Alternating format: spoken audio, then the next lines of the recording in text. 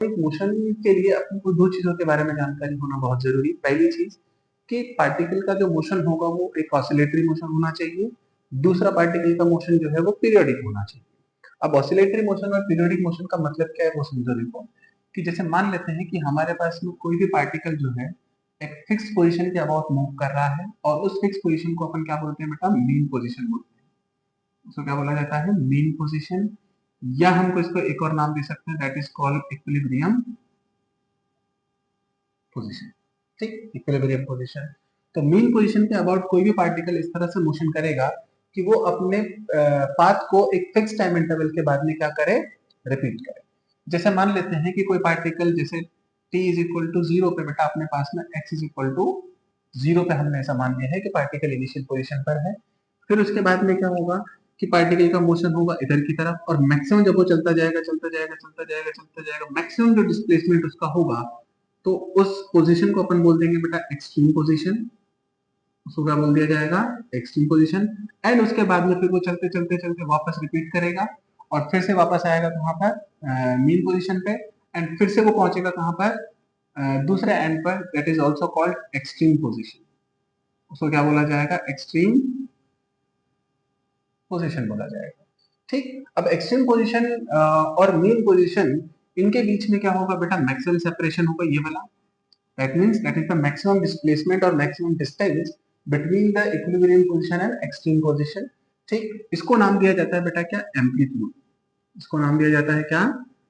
Amplitude. That is represented by capital A. तो इसका मतलब क्या होगा बेटा? It is maximum displacement from equilibrium position, from equilibrium position. And क्योंकि डिस्प्लेसमेंट है बेटा, तो इसकी जो एसआई यूनिट हमारे पास हो जाएगी वो क्या होगी? मीटर होगी। ठीक, अब देखो इस पार्टिकल के पास में जैसे ही पार्टिकल यहाँ से एक्सट्रीम पोजीशन पे पहुंचा, एक्सट्रीम पोजीशन से फिर मीन पोजीशन पे पहुंचा, और मीन पोजीशन से फिर एक्सट्रीम पोजीशन पे पहुंचा, और फिर एक्सट्रीम पोजीशन से मीन पोजीशन पर पहुंचा, तो एक फिक्स टाइम इंटरवल के बाद में पार्टिकल इधर गया, देन रिटर्न आया, और फिर इधर जाकर के फिर वापस रिटर्न आया। दैट मीन्स एक फिक्स टाइम इंटरवल के बाद पार्टिकल जो है फिर से कहां से पास करेगा? इक्विलिब्रियम पोजीशन से पास करेगा। ठीक, तो इस तरह का मोशन जिसमें पार्टिकल एक फिक्स पोजीशन के अबाउट क्या करे? टू एंड फ्रो मोशन करे, एंड एक fix time interval of time के बाद वो अपने पाथ को क्या करे? रिपीट करे। तो इस तरह के मोशन को अपन बोलते हैं बेटा सिंपल हार्मोनिक मोशन। ठीक, यहाँ पे एक इंपॉर्टेंट चीज आती है बेटा, that is called time period. ठीक, time period that is called T. ये इसको ऐसा बोल सकते हैं बेटा कि यहाँ से मीन पोजीशन से एक्सट्रीम एंड पोजीशन पे घूमने के बाद में फिर से जब वो एक साइकिल कंप्लीट करेगा या एक ऑसिलेशन कंप्लीट करेगा, उसके बाद में उसका टाइम होगा, उसको क्या बोला जाएगा? Time period. तो यहाँ पर क्या बोला जाएगा बेटा? The time to complete one oscillation, या इसको बोल सकते हो बेटा वाइब्रेशन, या इसको बोल सकते हो साइकिल। मतलब एक साइकिल कंप्लीट करने में पार्टिकल को जो टाइम लगा उसको क्या बोला गया? Time period. अब टाइम पीरियड ऑब्वियस सी बात है बेटा क्या टाइम है, तो टाइम की जो एसआई यूनिट हमारे पास होगी उसको लिखा जाएगा क्या? सेकंड। ठीक, अब देखो यहां से क्या होगा कि अब सिंपल हार्मोनिक मोशन को गवर्न करने के लिए हमारे पास में कोई ना कोई फोर्स ऐसा होगा जो उसको फॉलो कर रहा होगा, या जिसकी वजह से वो हमारे पास सिंपल हार्मोनिक मोशन होगा। तो इसको समझने के लिए देखो समझे यहाँ पर क्या होगा कि जैसे हमने बोला बेटा कि ये हमारे पास में कोई भी इक्विलिब्रियम पोजीशन है। ठीक, इक्विलिब्रियम पोजीशन को फिलहाल के लिए मैं मान लेता हूँ बेटा x इज इक्वल टू 0 पर, एंड एक्सट्रीम पोजीशन पे जो हमारे पास में मैक्सिमम सेपरेशन होगा उसको मैं बोल देता हूँ बेटा कि वो क्या है? हमारा एम्पलीट्यूड है। तो राइट साइड पे चलेंगे तो उसको हम पॉजिटिव ले लेते हैं, लेफ्ट साइड पे चलेंगे तो उसको हम क्या ले लेते हैं? नेगेटिव ले लेते हैं। ठीक है, अब देखो किसी भी सिंपल हार्मोनिक मोशन को कंप्लीट करने के लिए या उसको गवर्न कराने के लिए हमारे पास में एक चीज की रिक्वायरमेंट होती है, दैट इज कॉल्ड बेटा रीस्टोरिंग फोर्स। उसको क्या बोला जाता है? Restoring force. एंड ये रीस्टोरिंग फोर्स इसको क्यों बोला गया? क्योंकि ये रीस्टोरिंग फोर्स क्या करेगा बेटा? पहली चीज तो ये समझो कि directly proportional to the displacement. अब ये x क्या है बेटा? डिस्प्लेसमेंट है, और डिस्प्लेसमेंट कहां से होगा, इक्विलिब्रियम पोजीशन से होगा। कहां से होगा, इक्विलिब्रियम पोजीशन पे से होगा। तो इस x को क्या बोला जाएगा बेटा, it is displacement from equilibrium position, from equilibrium position. एक चीज, इस डिस्प्लेसमेंट इक्विलिब्रियम पोजीशन से डिस्प्लेसमेंट होगा, साथ ही साथ ये फोर्स जो होगा वो डिस्प्लेसमेंट के अपोजिट डायरेक्शन में रहेगा। दैट मींस जो रिस्टोरिंग फोर्स हमारे पास में हुआ ये, तो इसके लिए दो चीजें इंपॉर्टेंट है क्या बेटा, कि it is directly proportional to displacement from equilibrium position। दूसरी चीज क्या बेटा, कि दूसरी चीज ये कि the direction is always opposite, या ऐसा बोल सकते हो बेटा कि always towards the equilibrium position. क्या होगी, हमेशा टूवर्ड्स इक्विलिब्रियम पोजीशन होगी। तो यहां से ये समझो कि जब हम प्रोपोर्शनलिटी साइन रिमूव करेंगे बेटा, तो F इज इक्वल टू हमारे पास में क्या आया, माइनस ऑफ के एक्स। के हमारे पास में कोई भी प्रोपोर्शनलिटी कांस्टेंट हमने यहाँ पे अज्यूम किया है। ठीक, अब देखो कि अगर मैं x इज इक्वल टू 0 पे बेटा बोल रहा हूँ कि पार्टिकल यहाँ पर है, तो यहाँ पर पार्टिकल होगा तो उस पर फोर्स की वैल्यू भी क्या होगी, 0, क्योंकि अगर x की वैल्यू 0 है तो फोर्स की वैल्यू भी क्या होगी, 0 होगी। और धीरे धीरे धीरे धीरे पार्टिकल पहुंच गया बेटा कितने डिस्टेंस पर, सम डिस्टेंस x उसने ट्रेवल कर लिया। ठीक, अब देखो जैसे जैसे x बढ़ता जाएगा वैसे वैसे फोर्स क्या होगा बेटा, किस तरफ लगेगा, टुवर्ड्स इक्विलिब्रियम पोजीशन, ऐसे। तो जैसे जैसे x अगर इंक्रीज हुआ तो इसका मतलब फोर्स भी क्या होगा, इंक्रीज हुआ। फोर्स अगर इंक्रीज हुआ तो यहां से मैं अगर एक्सेलरेशन लिखना चाहूं बेटा, तो माइनस ऑफ के एक्स डिवाइडेड बाई एम लिख सकता हूं। तो एक्सेलरेशन होगा वो भी किसके प्रोपोर्शनल होगा, x के प्रोपोर्शनल होगा, लेकिन डायरेक्शन उसकी फोर्स के अलाउंग होगी। तो एक्सेलरेशन भी क्या होता जाएगा, इंक्रीज होता जाएगा। अब देखो एक्सेलरेशन जो होगा और फोर्स की डायरेक्शन क्या होगी बेटा, सेम होगी। ठीक, तो जैसे जैसे डिस्प्लेसमेंट बढ़ता जाएगा बढ़ता जाएगा बढ़ता जाएगा बढ़ता जाएगा बढ़ता जाएगा बढ़ता जाएगा, एक पॉइंट पे ऐसा आएगा कि पार्टिकल का जो डिस्प्लेसमेंट है वो क्या होगा, मैक्सिमम होगा। मैक्सिमम होने का मतलब है कि पार्टिकल फर्दर आगे नहीं जा रहा है। अगर पार्टिकल आगे नहीं जा रहा है तो इसका मतलब ये हुआ कि इसकी जो वेलोसिटी होगी, वेलोसिटी की डायरेक्शन तो क्या है बेटा, वही होगी जो डिस्प्लेसमेंट की डायरेक्शन है। तो जिस डायरेक्शन में तुम्हारे पास में वेलोसिटी है उसी डायरेक्शन में उसका डिस्प्लेसमेंट है।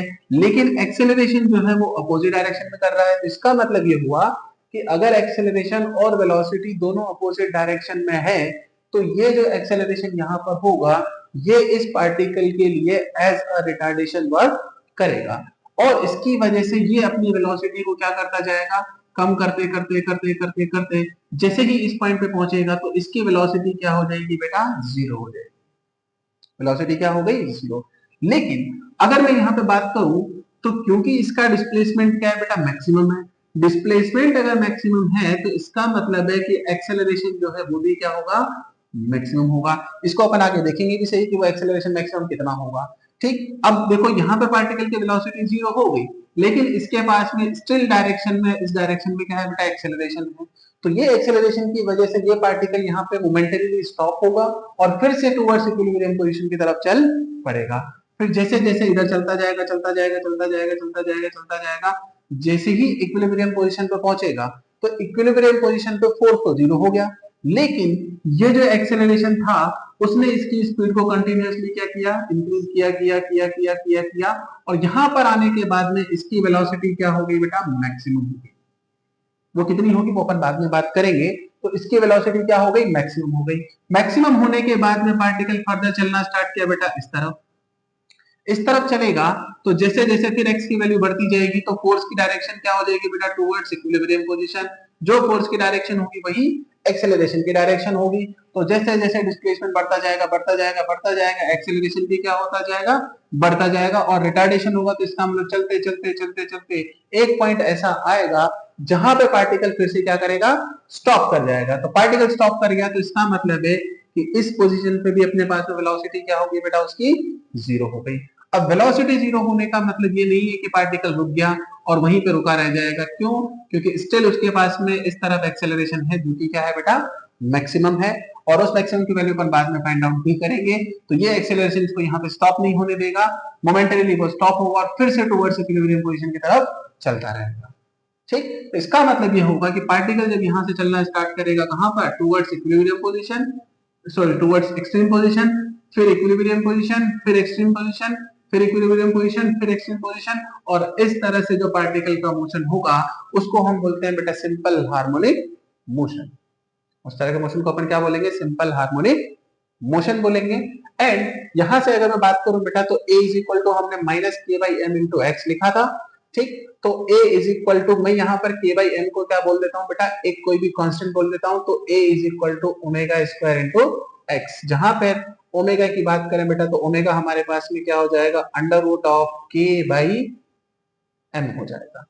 ठीक, कि हमने एक चीज पढ़ी थी बेटा कि f इज इक्वल टू हमारे पास में क्या आया था, माइनस के एक्स।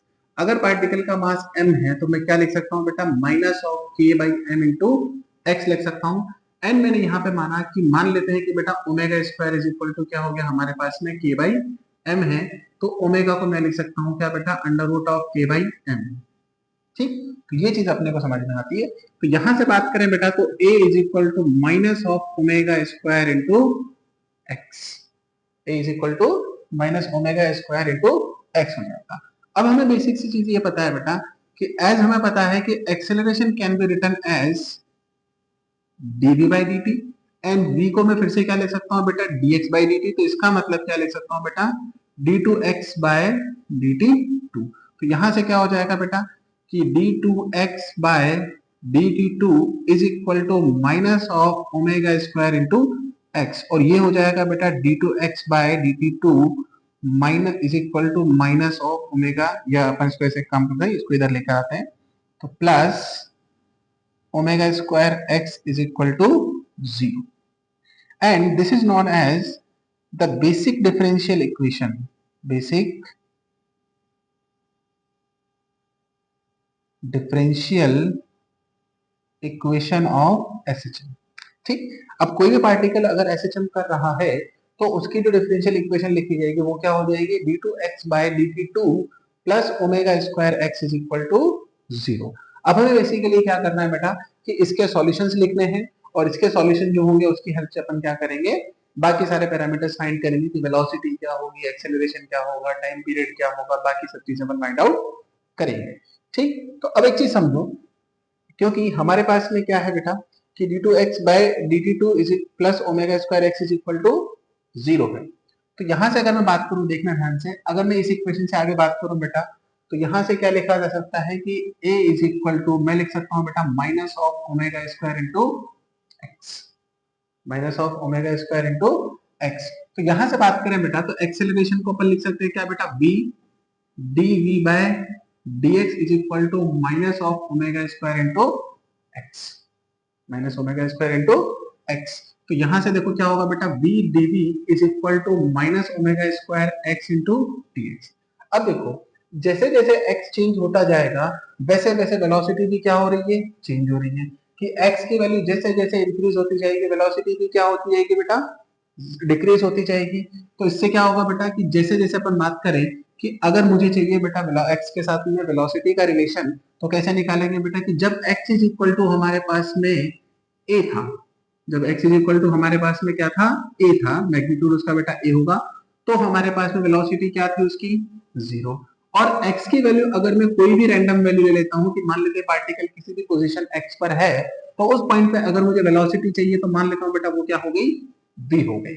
ठीक, तो अब इसके करस्पॉन्डिंग अगर मैं इसको बेटा इंटीग्रेट करता हूं तो इसका इंटीग्रेशन आ जाएगा बेटा v square by 2, and upper limit हमारे पास में हो जाएगी v, एंड लोअर लिमिट हो जाएगी क्या, 0। और यहां से करेंगे बेटा माइनस ओमेगा स्क्वायर x का जो इंटीग्रेशन होगा वो होगा x square by 2, and upper limit हमारे पास हो जाएगी बेटा क्या, x, और लोअर लिमिट क्या हो जाएगी, a। अब लिमिट पुट करेंगे तो सिंपल सी बात हमारे पास में क्या हो जाएगा बेटा, यहाँ से v स्क्वायर बाई 2, यहाँ से 2 को हम बाहर ले लेते हैं, माइनस ओमेगा स्क्वायर बाई 2, और यहाँ क्या हो जाएगा बेटा x square minus of a square. तो ये 2 ने 2 को मार दिया, तो v square is equal to minus of, इस माइनस को भी अंदर मल्टीप्लाई कर देते हैं बेटा, तो हमारे पास में क्या आ गया omega a square minus x square. तो v इज इक्वल टू हमारे पास में क्या आ जाएगा बेटा under root of omega a square minus x square. तो v is equal to omega को बेटा बाहर ले लेते हैं क्योंकि स्क्वायर था, तो ओमेगा बाहर आ जाएगा, तो omega under root of a square minus x square हमारे पास आ गया v और x में रिलेशन। अब इससे क्या करेंगे बेटा कि अगर आपको मैक्सिमम वेलोसिटी चाहिए या मिनिमम वेलोसिटी चाहिए तो अपन दोनों फाइंड आउट कर सकते हैं। देखो कैसे, कि पहली चीज अगर मैं बात करूं कि बेटा अगर at x is equal to zero, x is equal to zero कहां पर बेटा इक्विलिब्रियम पोजीशन पे हम बात करें तो यहाँ पे वैल्यू क्या करोगे बेटा x is equal to zero put करो।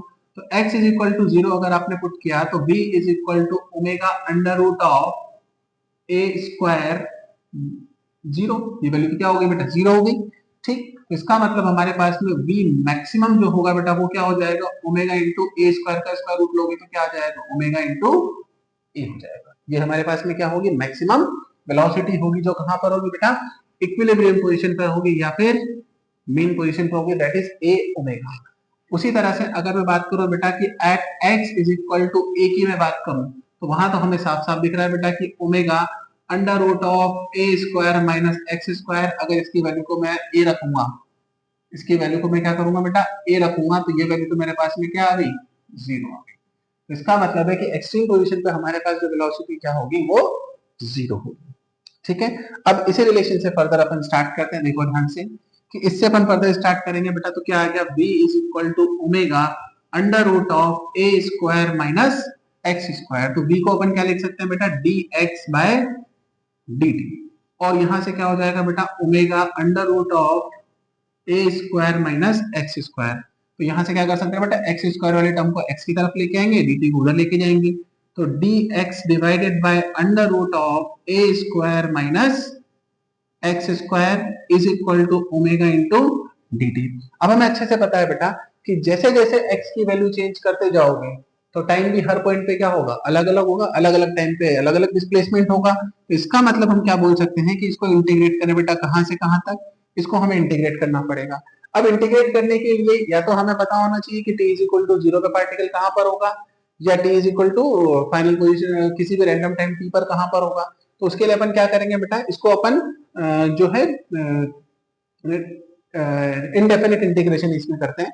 तो देखो सबसे पहली चीज अपने पास में क्या होगा कि dx upon under root of a square minus square. तो इसका अपन अगर इंटीग्रेशन करेंगे तो देखो ध्यान से, सबसे पहली चीज अगर बात करें बेटा integration of dx by under root of a square minus x square. ठीक, अगर इसको इंटीग्रेट करना है बेटा तो सबसे पहले अपने को क्या मानना पड़ेगा कि x को अपन कोई भी वैल्यू सब्स्टिट्यूट कर सकते हैं। ठीक, तो हम यहाँ पे बोलते हैं बेटा कि लेट हमारे पास में क्या हो जाएगा कि x इज इक्वल टू हम ले लेते हैं बेटा क्या a sin थीटा। ठीक, a sin थीटा ले लेंगे तो इसको डिफरेंशिएट करेंगे तो क्या हो जाएगा बेटा dx is equal to a, यहाँ पे क्या हो जाएगा cos थीटा, बट आप थीटा के रेस्पेक्ट में कर रहे हो तो थीटा तो क्या वेरिएबल है, तो उसका फिर से क्या करना पड़ेगा बेटा d थीटा हमारे पास हो जाएगा। dx की वैल्यू को यहाँ पे रिप्लेस करेंगे, तो dx की वैल्यू को जब आप यहाँ पे रिप्लेस करोगे तो इंटीग्रेशन ऑफ क्या आ जाएगा बेटा dx की जगह पे a cos theta d theta divided by under root of a square minus x square की जगह पे क्या रखोगे बेटा a square sine square theta, a square sine square theta. अब इसको फर्दर आगे सॉल्व किया जा सकता है। देखो समझो कि जब अपन बात करें बेटा तो हमारे पास में क्या हो जाएगा कि इंटीग्रेशन ऑफ ऊपर क्या आ गया देखो a cos theta d theta divided bye यहाँ से a स्क्वायर कॉमन ले लोगे तो बेटा बाहर आ जाएगा और अंदर बचेगा 1 minus of sine square theta. तो a से a कैंसिल हो गया बेटा, यहाँ से क्या हो जाएगा integration of cos theta d theta divided bye इसको 1 minus sign square theta that is cos square theta, और cos स्क्वायर थीटा का फिर से स्क्वायर रूट करोगे तो क्या मिलेगा cos थीटा मिलेगा। तो cos थीटा मिला तो cos थीटा से cos थीटा क्या हो गया बेटा कैंसिल हो गया। दैट मींस आपको जो इंटीग्रेशन मिला वो क्या मिला बेटा theta with respect to d theta. अब थीटा का डिफरेंशिएशन करोगे, ये सॉरी यहाँ पे 1 है बेटा, ठीक, तो 1 यहाँ पर होगा तो इसका इंटीग्रेशन क्या हो जाएगा हमारे पास में 1 है तो 1 का थीटा प्लस यहाँ पे कोई भी एक रैंडम कांस्टेंट अपन ले लेते हैं बेटा क्या 5, जो कि अपने को वहां पे ऐड करना पड़ेगा। ठीक, थीटा प्लस सम कांस्टेंट अपन यहाँ पे मान लेते हैं बेटा कोई भी कि अपन पहले ले चुके हैं तो इसको कोई भी एक रैंडम वैल्यू अपन मान लेते हैं कि थीटा प्लस सी ले लो फॉर एग्जांपल, ठीक है। तो ये थीटा सी, अब थीटा की वैल्यू कहां से निकालोगे बेटा, यहां से देखो, यहां से अगर मैं थीटा की वैल्यू निकालना चाहूं तो क्या लिखूंगा बेटा, एक्स बाई ए हो जाएगा और फिर साइन इनवर्स ऑफ, ठीक है। तो यहां से क्या आ जाएगा, sine inverse of x by a. तो इसका मतलब है कि इंटीग्रेशन क्या आ गया बेटा, sine inverse of x by a और साथ में क्या आ गया प्लस सी। सी हमारे पास में कोई भी एक कांस्टेंट हो सकता है जिसको अपन बाद में रिप्लेस भी करेंगे, ठीक। तो अब हमारे पास आता है बेटा, यहाँ पे देखो, इससे अपन आगे मूव करते हैं।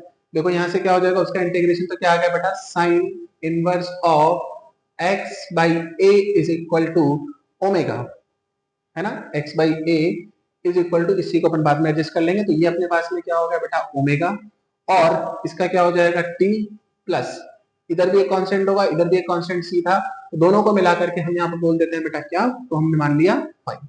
तो यहां से क्या हो जाएगा बेटा कि x by a is equal to sine omega t plus five.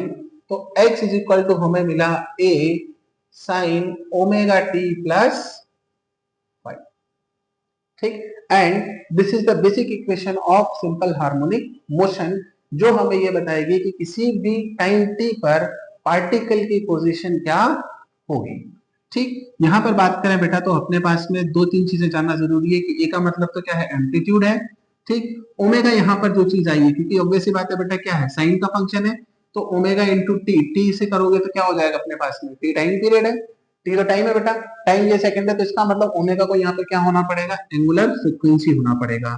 That is हमारे पास में क्या हो गया बेटा, ओमेगा इज एंगुलर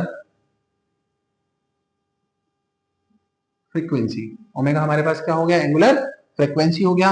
और एंगुलर फ्रीक्वेंसी अपन क्या लिखते हैं बेटा, 2 पाई बाय टी लिखते हैं, और साथ में क्या हो जाएगी बेटा, इसकी यूनिट रेडियन पर सेकंड हो जाएगी। दैट इज हम लिख सकते हैं बेटा omega is equal to 2 pi by t radian per second. साथ ही साथ अपने को एक चीज और समझ में आती है बेटा कि 1 बाई टी को अपन क्या लिख सकते हैं बेटा, एफ लिख सकते हैं। 1 बाई टी जो है उसको लिखा जा सकता है क्या, एफ। तो यहां से अपन साथ साथ में इसको ओमेगा इज इक्वल टू क्या लिख सकते हैं, 2 pi f radian per second. क्या लिखा जा सकता है, omega is equal to 2 pi f radian per second, ठीक। उसके बाद में एक चीज समझो यहाँ पर कि जो ये फाई है बेटा, ये फाई हमें क्या बताएगा, it is the initial phase. ये क्या है बेटा, इनिशियल फेज। इनिशियल फेज का मतलब ये होगा कि जब पार्टिकल हमारे पास में क्या होगा बेटा, ऐसे जम कर रहा होगा, ऐसे ऐसे ऐसे ऐसे ऐसे ऐसे ट्रेवल कर रहा होगा।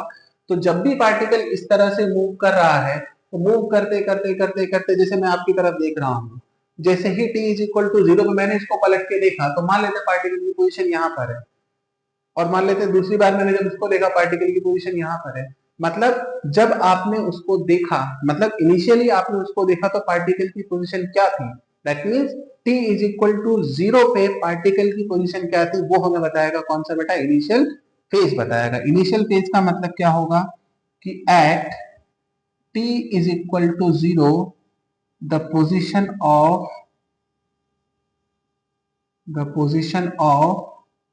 पार्टिकल क्या होगी, उसके बारे में कौन बताएगा बेटा, फाई बताएगा। और उसको क्या बोला गया बेटा, इनिशियल फेज बोला गया।